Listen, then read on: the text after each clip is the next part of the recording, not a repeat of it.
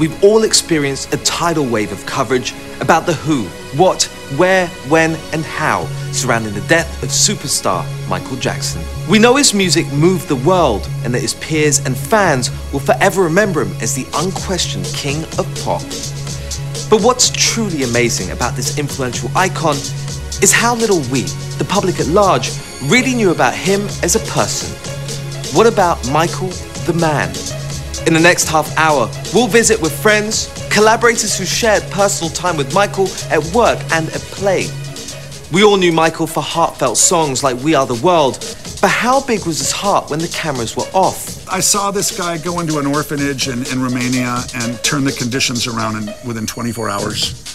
And only someone that Michael considered to be like family would really know what he was like as a father. We talked about his moments when he was young and how, you know, he would never have his children go through any of that. In entertainment, kings are crowned based on the legacy created by their impactful body of work. But it's the everyday thoughts, feelings, and actions that define who we are as a person. This is what we leave behind to our friends and family, to those who are close to us, our human nature.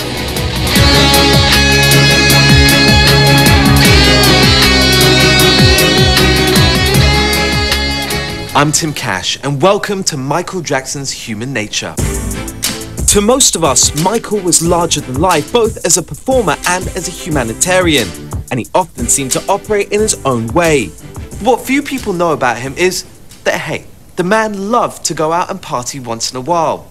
But don't let me tell it, it just so happens that Michael knew an expert on the subject, Diddy. It probably goes without saying that if you're not on the list for a Diddy bash, you're not getting in. So how do you play it if the king of pop unexpectedly shows up wanting to get his groove on? I was throwing this party for the MTV Movie Awards. You know, I was starting to plan to really do my entree onto the scene as an actor. You know, I invited everybody. Everybody was there. The Beckhams was there. And I remember Beyonce was there. Jamie Foxx, Ashton, Cameron Diaz. I mean, it was Will Smith, Chris Rock. Everybody that was moving and shaking in Hollywood. So the party's going on. The party's off the chain. The party's already a success. I remember Beyonce had just dropped Crazy in Love. I remember that's what was just killing the dance floor.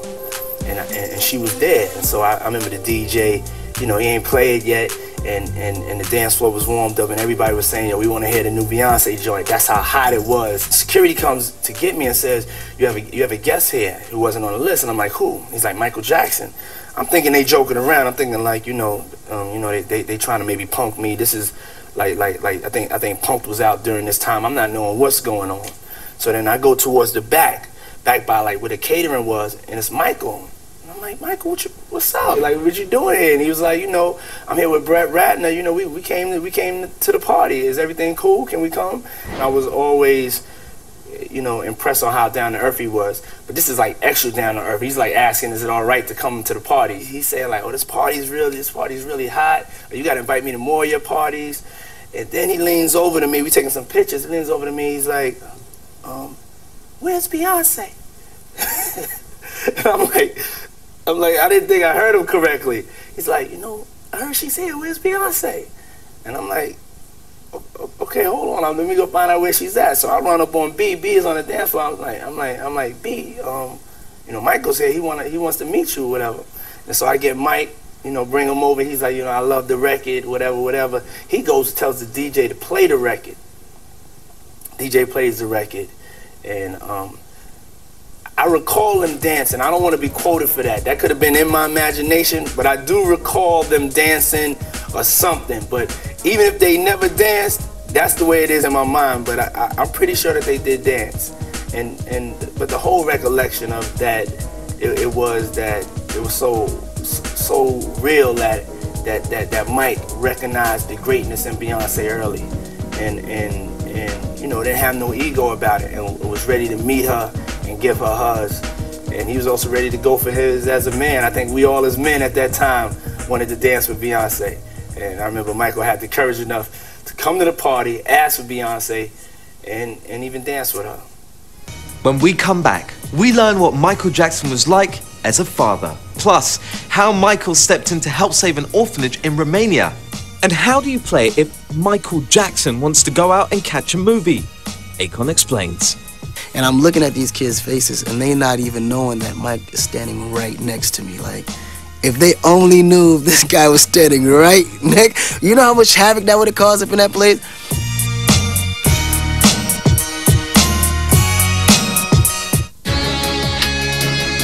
We went in the studio and I played him some beats, and just to watch like how Michael Jackson basically like would listen to music, and you know he would tap his feet and then he would move his head, and like you hear like this beatbox like coming from his mouth, like while he's hearing the music, he's actually like timing the rhythm and the whole thing. I mean, it was really amazing to see. Welcome back to Michael Jackson's Human Nature. Throughout Michael's career, he always made it a point to personally reach out to the hot hitmakers of the moment when it was time to record new music. And rarely did these star artists miss an opportunity to work with the king of pop.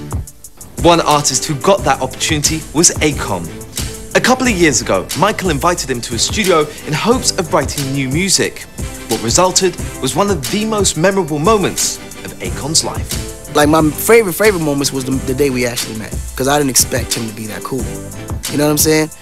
I'm expecting him to be this just diva, just, you know, hard to deal with, barely speak, you know, gotta send his message through somebody else. You know, like, these are the stories that you hear. You know, so I'm going upstairs and I knock on the door. And his bodyguard opens, said, okay, he's waiting to meet you. So I walk in and he's in a spinning chair, but he's facing backwards. So I walk in the room and his back is turned. And the guard says, yes, Mike's, you know, Akon's here. So he just spins around and just, like it was all choreographed, right? So off top, I'm like, oh boy. You know what I mean? As soon as he turns around, gets up, yo, what up, man? I was like, what up, Mike? And he gave me a pound, we hugged each other. He said, yo, man, I've been waiting to meet you for so long, man. This is a great honor. Thanks for showing up, thanks for making the time. And in my mind, I'm like, no, I should be thanking you right now for making the time, you know? But it was the craziest thing, because we sat down, we talked about Africa, we talked about my foundation, we talked about the music, we talked about girls. Like, we had a great, like, incredible time that day. I love movies. He was a moviegoer. He loves movies as well. And he was like, yo, man, I gotta take you to this theater. This new technology they got, it's like 4D. Like, it feels like, you know, the images are right in front of you, like you're actually in the mix of it.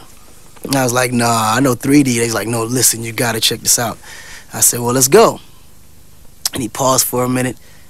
He's like, okay, let's do it tomorrow.